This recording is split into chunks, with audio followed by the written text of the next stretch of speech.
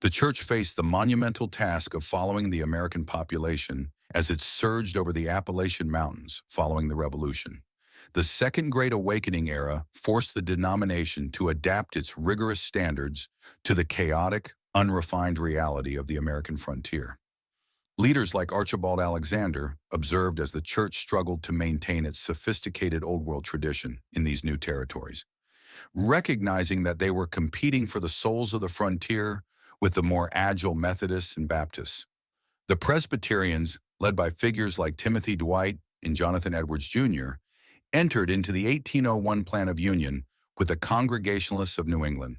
This was a pragmatic, cooperative agreement designed to eliminate competition on the frontier. Under this plan, a single congregation could have a Presbyterian pastor but follow Congregationalist rules, or vice versa. While successful in planting hundreds of churches in the burned-over district of New York and the Ohio Valley, this alliance introduced a theological contagion that would eventually lead to internal strife. The New Englanders, following the lead of Samuel Hopkins and Nathaniel William Taylor, brought with them a more liberal, new divinity. This was a theology that many traditional Presbyterians viewed as a watering down of the Westminster standards. The frontier experience reached a fever pitch at the Cane Ridge Revival of 1801 in Kentucky. This sacramental season, led by Barton W. Stone, saw tens of thousands gather for multi-day communion services. The meetings were marked by extreme emotional outbursts, shouting, falling, and the jerks. Preachers like James McGrady had paved the way for this second awakening, which created a rift in the Presbyterian approach to evangelism. Figures like Charles Grandison Finney introduced new measures, calculated techniques designed to provoke emotional conversions. Most famously, Finney utilized the anxious bench. While these methods were effective in numbers, they sparked a fierce debate over the integrity of the means among critics like Asahel Nettleton. Traditionalists argued that revival was a sovereign gift from God that could not be manufactured by human psychological pressure. The demand for ministers on the frontier was so high that the Cumberland Presbytery began ordaining men who lacked formal classical education. These men, including Finis Ewing, objected to the doctrine of predestination. When the higher church courts attempted to dissolve the presbytery for these irregularities, the local leaders refused to submit. This led to the 1810 formation of the Cumberland Presbyterian Church, representing the first major indigenous schism based on the tension between academic standards and evangelical necessity. By the 1830s, American Presbyterianism had become a mighty sprawling house divided. The denomination was caught between the old school, led by Charles Hodge, and the new school, represented by Albert Barnes, as the nation drifted toward the crisis of slavery. The mid-19th century was the gilded age of institutional fracturing for American Presbyterianism. The theological and cultural tensions that had been simmering since the 1801 Plan of Union, simmering under the weight of westward expansion and revivalist heat, finally reached a cataclysmic breaking point in 1837. This was no mere procedural dispute or clash of personalities. It was a fundamental existential disagreement over the identity of the church. At its core, the conflict questioned whether the Presbyterian Church should be a closed, confessional body dedicated to the preservation of ancient orthodoxy, or a fluid, activist engine for the moral transformation of a rapidly modernizing and morally conflicted republic. The denomination eventually fractured into two distinct bodies, both claiming the title of the Presbyterian Church in the USA, yet operating as separate universes. The old school found its intellectual fortress at Princeton Theological Seminary. Led by titans such as Charles Hodge, the old school championed a high church Presbyterianism. Their theology was defined by strict, literal subscription to the Westminster standards. They viewed the 1801 Plan of Union not as a pragmatic success, but as a theological contagion and an illegal dilution of Presbyterian identity. To Charles Hodge and his colleagues, the new measures of the frontier were a dangerous form of man-centered enthusiasm that threatened to replace the sovereignty of God with psychological manipulation. The old school believed the church was a spiritual body. Its duty was to guard the pulpit and the sacraments, remaining aloof from the secular tides of social engineering and political activism. The new school, by contrast, was the ecclesiastical face of the Second Great Awakening. Centered in New York in the burned-over district, This faction was ecumenical, optimistic, and deeply activist. Led by thinkers like Albert Barnes, they viewed the Westminster Standards as a living document rather than a rigid cage. They embraced interdenominational cooperation through the Plan of Union and were the primary architects of the Benevolent Empire, a massive network of voluntary societies dedicated to temperance, mission work, and education. Figures like Lyman Beecher argued that for the new school, a new birth experience was the prerequisite for church membership. And they believed that a truly converted person was naturally compelled to reform the society around them. As the national horizon darkened toward civil war, the slavery question became the ultimate solvent, dissolving the remaining bonds of connectional unity. The debate was not merely political, it was a crisis of hermeneutics, how one interpreted the Bible. The old school, particularly in the South, developed the doctrine of the spirituality of the church. Under the leadership of James Henley Thornwell, this was a defensive theological posture, which argued that because the Bible recognized the existence of slavery without explicitly commanding its abolition, the church had no mandate to pronounce it a sin. They argued that the church's jurisdiction was limited to the salvation of souls, and meddling in the civil property rights of the South was a violation of ecclesiastical limits. This allowed many traditionalists to remain neutral or supportive of the status quo while maintaining a clear conscience. The new school, however, became the primary vehicle for abolitionist sentiment within the denomination. Influential leaders argued that the spirit of the gospel demanded the end of human bondage, regardless of the letter of specific ancient texts. By 1857, the new school had already split along north-south lines over this issue. The final blow for the old school came in May 1861, just weeks after the shelling of Fort Sumter. These resolutions required all Presbyterians to pledge their absolute loyalty to the federal government in Washington. For Southern Presbyterians, this was the end of the road. They viewed the resolutions as a usurpation of the conscience and a betrayal of the church's neutrality. In December 1861, delegates met in Augusta, Georgia, to form the Presbyterian Church in the Confederate States of America. This resulted in a total four-way fracture. The Genevan Loom had been torn asunder. It would take over a century to reunite, but the theological scars, the tension between purity of doctrine and social justice, remain today. The aftermath of the Civil War brought a deceptive calm to the Presbyterian landscape. In 1869, the Northern Old School and New School factions performed a reunion of 1869, a merger driven by a pragmatic desire to address the social upheaval of a reunifying nation and the spiritual needs of a rapidly industrializing society. However, this peace was fragile.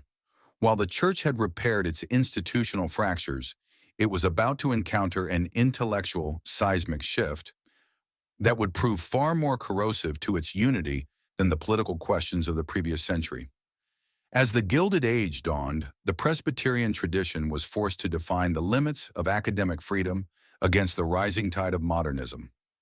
By the late 19th century, the Genevan Loom was being challenged by two revolutionary forces from Europe: Darwinian evolution and higher criticism of the Bible. Higher criticism, primarily emerging from German universities, treated the Bible not as a divinely dictated oracle, but as a historical artifact subject to the same linguistic and archaeological scrutiny as any other ancient text.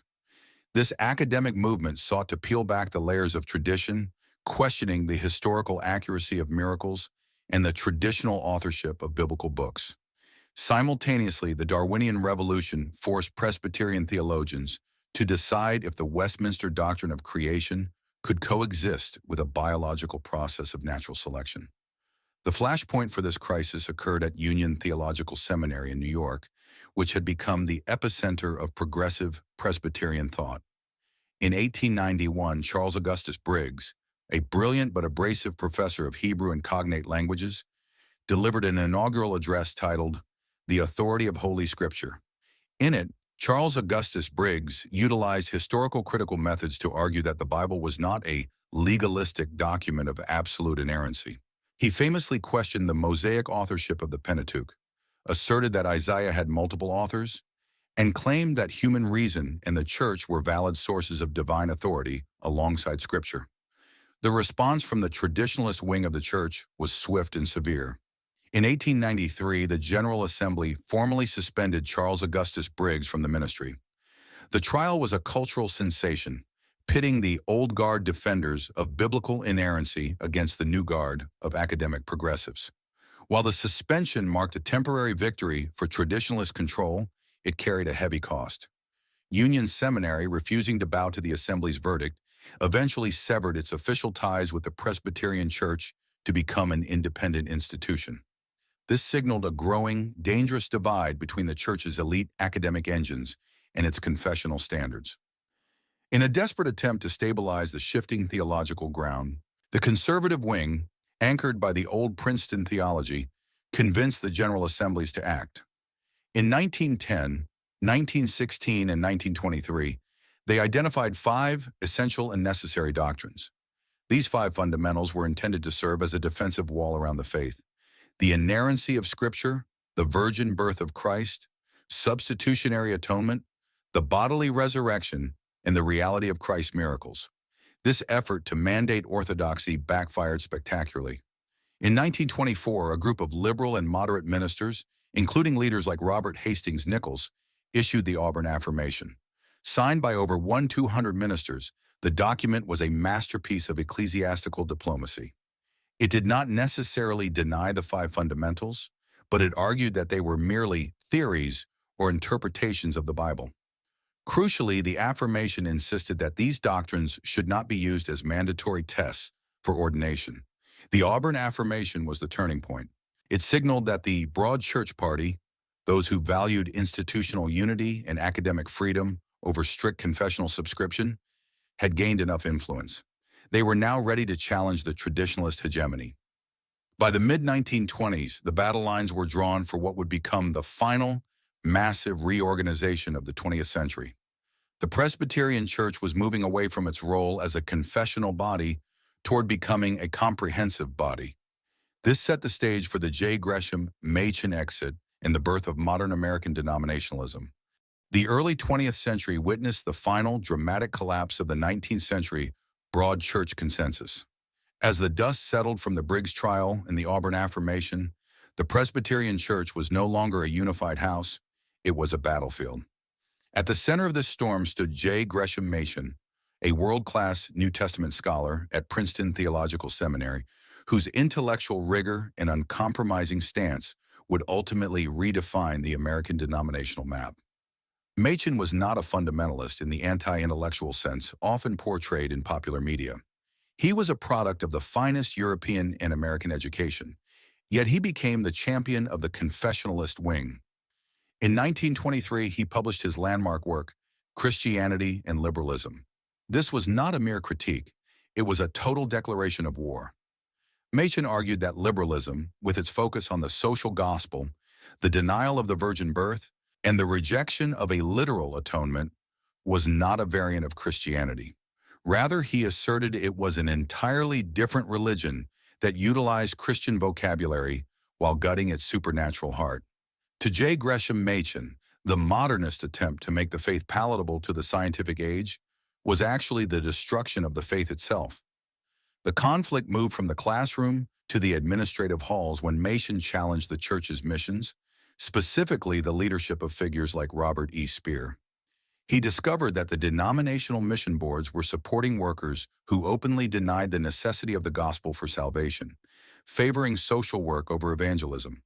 When the General Assembly refused to reform the board, Machen took the radical step of forming the Independent Board for Presbyterian Foreign Missions.